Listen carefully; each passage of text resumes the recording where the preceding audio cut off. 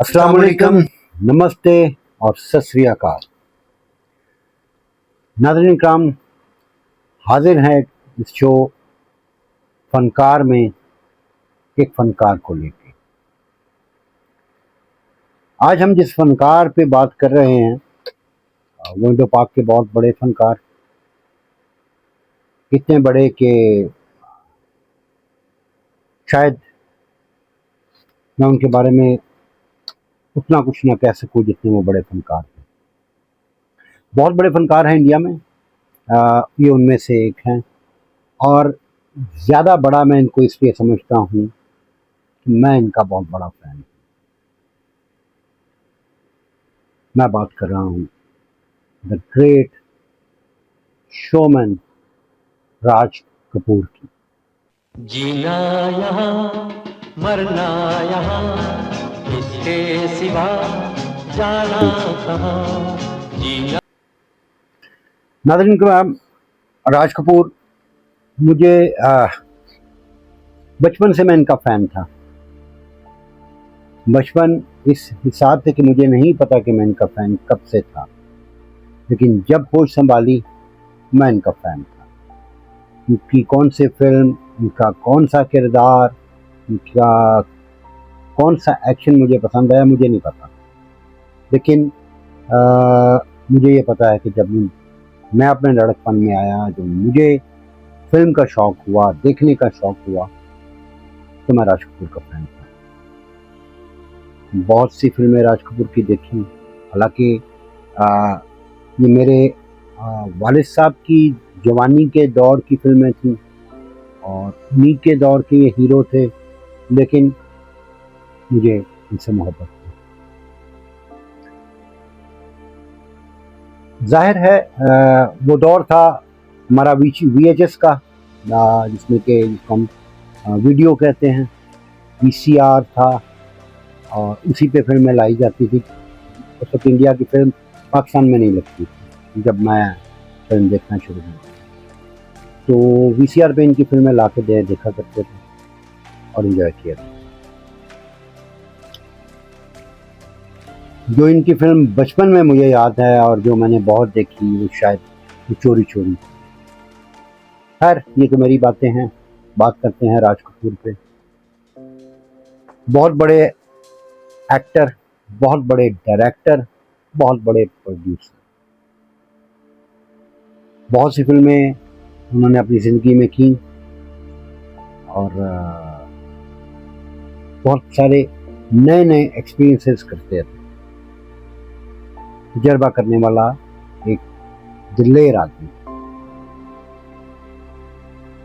अक्सर फिल्म एक ट्रेंड पे चलती है और वही ट्रेंड पे सिनेमा चल रहा होता है, जो हिट है वही दिए जाएंगे, लेकिन राज कपूर ने हमेशा हट के काम किया, कुछ नया देने के, कुछ नया करने के। राज कपूर 1924 में पैदा हुए और 1988 में इस दुनिया से चले गए। 63 साल की उनकी ये जर्नी है। जब ये अपने दौर में बहुत यंग एज में जब आके इन्होंने फैसला किया कि ये फिल्म को ज्वाइन करेंगे, फिल्म बनाएंगे या फिल्म एक्टर बनेंगे, तो इनके वालिद बहुत बड़े फिल्म एक्टर थे, थिएटर के एक्टर थे और फिर फिल्म के एक्टर थे। पृथ्वीराज कपूर, अगर आज की जनरेशन तो शायद उनको नहीं जानती होगी, जो जानते हैं उनको पता है कि पृथ्वीराज कपूर क्या थे। जो नहीं जानते उनको मैं थोड़ा सा ताल्लुक़ करवा दूँ।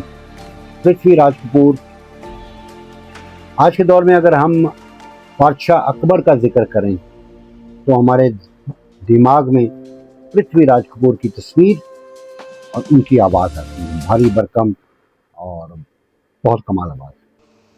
तेरी आरज़ुओं में वो चमक बाकी न रखी होगी जो कभी थी। मुगल आजम में बादशाह अकबर का रोल पृथ्वीराज कपूर साहब ने किया था। ये उनके वालिद थे और बड़े आर्टिस्ट थे, बड़े एक्टर थे, और राज कपूर अपने भाइयों में सबसे बड़े थे। जब इन्हें शौक हुआ कि ये अदाकारी करेंगे तो इन्होंने अपनी माँ से, अपनी वालदा से बात की कि आप अब्बा से बात करें, वालिद से बात करें कि मैं इस प्रोफेशन में आना चाह रहा हूँ। खैर उन्होंने बात की, पृथ्वीराज ने कहा ठीक है, आप जाओ अपने ननिहाल में जाओ, उनसे मशवरा कर लो कि क्या आपको यही लाइन लेनी है। ये बिलोंग करते थे पेशावर से, पेशावर आए और अपने घर में आए, अपने मामू और जो भी इनके रिलेटिव से मशवरा किया, तो वापस जाके अपना फैसला यही दिया कि जी मुझे यही करना है। राज कपूर की पहली फिल्म, वो ऐसा मेन रोल तो नहीं था, उस वक्त उनकी उम्र 10 साल थी और फिल्म थी इनकलाब। उसमें उन्होंने अपना इस सफ़र का आगाज़ किया।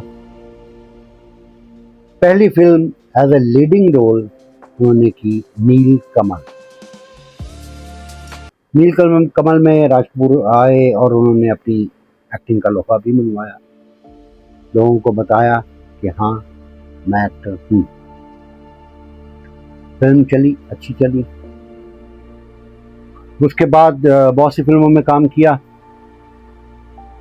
लेकिन अपना स्टाइल बदलते रहे। राज कपूर कहीं अपने आप को फिट इन नहीं कर पा रहे थे। कभी कुछ स्टाइल ले लिया, कभी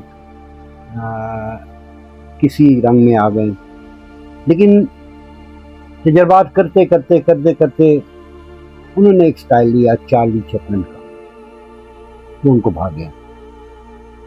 इसके बाद वो फिर हमेशा उसी रोल में आए, जिसमें कि आप एक श्री 420 उनकी फिल्म है, इसमें एक सॉन्ग है उनका बड़ा अच्छा, मेरा जूता है जापानी। उसमें अगर आप देखेंगे तो उनका वही चार्ली चैपलिन का स्टाइल। मेरा जूता है जापानी, ये पतलून इंग्लिस्तानी। तो उन्होंने वही अडॉप्ट कर लिया।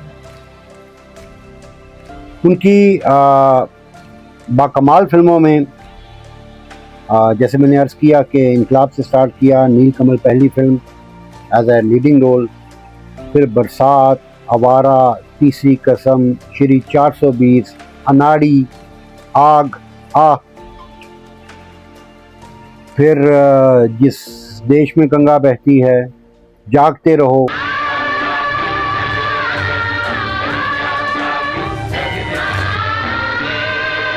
मेरा नाम जोकर, ये सब उनकी बड़ी फिल्म है, वो हिट फिल्में थी। तमाम फिल्में अच्छी गई, हिट गई और बहुत बड़े बड़े स्टार्स के साथ काम किया। उनकी जोड़ी बनी फिल्म स्टार नरगिस से। नरगिस इनसे पहले एक अच्छी हीरोइन मानी जाती थी। नरगिस के साथ इनकी जोड़ी बहुत हिट हुई और नरगिस के साथ उन्होंने काफ़ी फिल्मों में काम किया, लेकिन फिर लास्ट फिल्म उनकी जागते रहो, जिसमें नरगिस की गेस्ट अपीयरेंस थी, उसके बाद फिर उन्होंने इकट्ठे काम नहीं किया। जागते रहो ऐसी फिल्म है कि वो एक आर्ट टाइप मूवी है, मुझे बहुत पसंद है, लेकिन बहुत से लोगों को शायद उनका ये रूप पसंद ना आए, लेकिन ज़ाती तौर पे मुझे बहुत पसंद है ये फिल्म। उसमें एक देहाती का रोल, वो शहर में आता है और उसके साथ क्या कुछ बीतता है।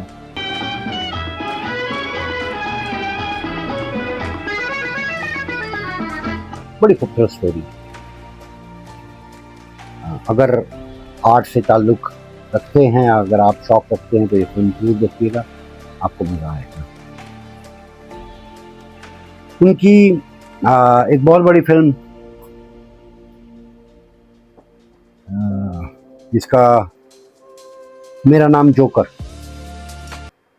मेरा नाम जोकर उनकी बहुत बड़ी फिल्म थी, लेकिन बहुत शौक से उन्होंने बनाई, लेकिन वो फिल्म फ्लॉप हो गई।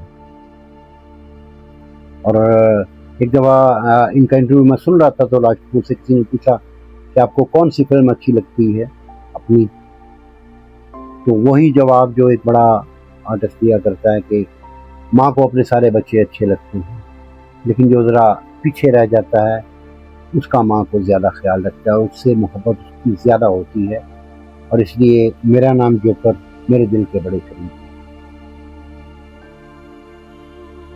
मेरा नाम जोकर के बारे में कहूँगा जी कि वो ऐसी फिल्म थी कि जिसे शायद मैं लोगों को समझा नहीं सका, या शायद लोग समझ नहीं सके, लेकिन वो बड़ी फिल्म है।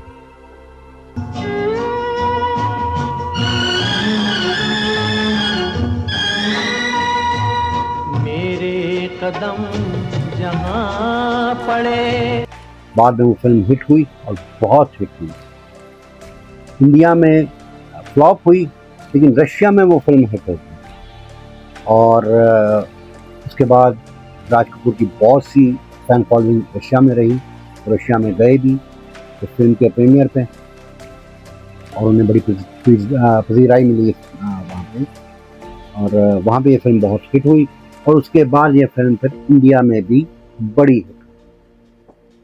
जब ये फिल्म फ्लॉप हुई तो बहुत से प्रोड्यूसर्स, राइटर राज कपूर के पास आए और उन्होंने अपने अपने मशवरे देने शुरू किए कि हाँ, इस फिल्म बहुत बड़ी लंबी थी, आपको उसमें ये नहीं करना चाहिए था, आपको इसको ऐसे बनाना चाहिए था।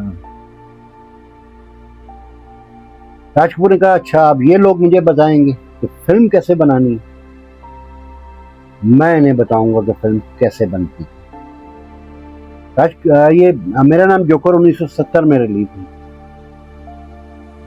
1971 में राज कपूर ने फिल्म बनाई अपने बड़े बेटे को लेके, ऋषि कपूर, उनको लेके उन्होंने बनाया बॉबी।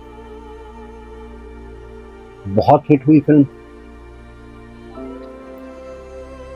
मेरा नाम जोकर के वक्त में राज कपूर इतने मकरूज हो गए कि उनका स्टूडियो भी गिरवी हो गया था। तो फिर बॉबी की हिट के बाद फिर वो सारे हालात वापस आए और उनके सारे कर्जे उठे और उन्होंने अच्छा बिजनेस किया। बहुत बड़ी फैमिली, और ज़ाहिर पे थी राजपूत से स्टार्ट होके तो आज तक भी उनके बच्चे और उनके पोते पोतियाँ भी इसी इंडस्ट्री से मुंसलिक हैं, जिसमें कि करिश्मा कपूर, करीना कपूर और रणबीर कपूर जो ऋषि कपूर के बेटे, बहुत बहुत अच्छे आर्टिस्ट हैं, उनके अदाकार बहुत अच्छे हैं। तो स्टिल अभी तक फिल्म इंडस्ट्री का, बॉलीवुड का बड़ा खानदान। राज कपूर को मैं सिर्फ बॉलीवुड का हीरो नहीं मानता, इंडो पाक का हीरो था। वैसे तो आर्टिस्ट किसी भी मुल्क का नहीं हुआ करता, आर्टिस्ट सारी दुनिया का होता है, जहाँ देखा जाता है वहाँ का आर्टिस्ट होता है। और राज कपूर तो मैं ख़ास तौर पे कहूँगा कि ये इंडो पाक का एक लेजेंड।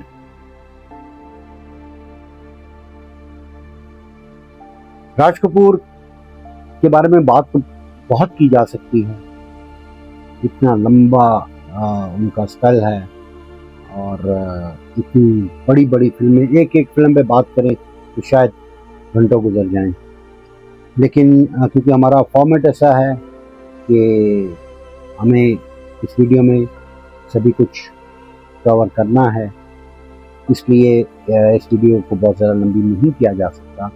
लेकिन किसी और वीडियो में फिर इनको डिस्कस, राज कपूर को डिस्कस ज़रूर करेंगे, डिटेल में करेंगे, इनकी फिल्मों पे बात करेंगे, और इनकी ज़िंदगी के कुछ और एस्पेक्ट्स पे बात करेंगे, इनकी अचीवमेंट पे बात करेंगे। और जैसे कि इन्होंने दादा भाई फाल्के अवार्ड इनको मिला, और ये आखिरी अवार्ड था उनके लिए, क्योंकि जब उनका नाम इसमें नॉमिनी हुआ, जब वो इस अवार्ड के लिए नॉमिनी हुए वो बीमार थे, हॉस्पिटलाइज थे, और लोगों ने कहा कि नहीं, आप अवार्ड लेने मत जाएं, आपकी तबीयत नहीं थी। लेकिन उनको इतनी खुशी थी कि उन्होंने कहा नहीं, मैं ये अवार्ड लेने जाऊँगा। और जब वो वहाँ हॉल में पहुँचे हैं और उनका नाम अनाउंस हुआ है वल्लभ भाई फाल्के के लिए, सीट से उठ के खड़े हुए और गिर गए, उनसे चला नहीं गया। तो फिर जो उनके तो प्रेसिडेंट थे, उन्होंने खुद उनकी सीट पे आके उनको ये अवार्ड दिया। उसके बाद उनकी तबीयत और ख़राब हो गई, फिर वो फिर 1 माह हॉस्पिटलाइज रहे, उसके बाद उनकी डेथ हो गई। नदीम, फनकार मरा नहीं करता, फनकार नहीं मरता, फनकार जिंदा रहता है। आज वो अपनी फिल्मों में जिंदा है, आज भी आप देखें तो हंसते खेलते हुए आपको नजर आते हैं। अगर फिल्म नहीं भी देख रहे, स्क्रीन पे अगर उनको नहीं देख रहे, तो हमारे दिलों में जिंदा।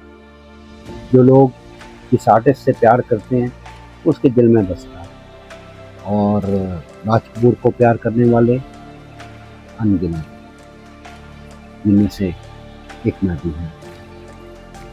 आज हम उनकी बात कर रहे हैं, तो उनको याद कर रहे हैं, और वो आज भी जिंदा है।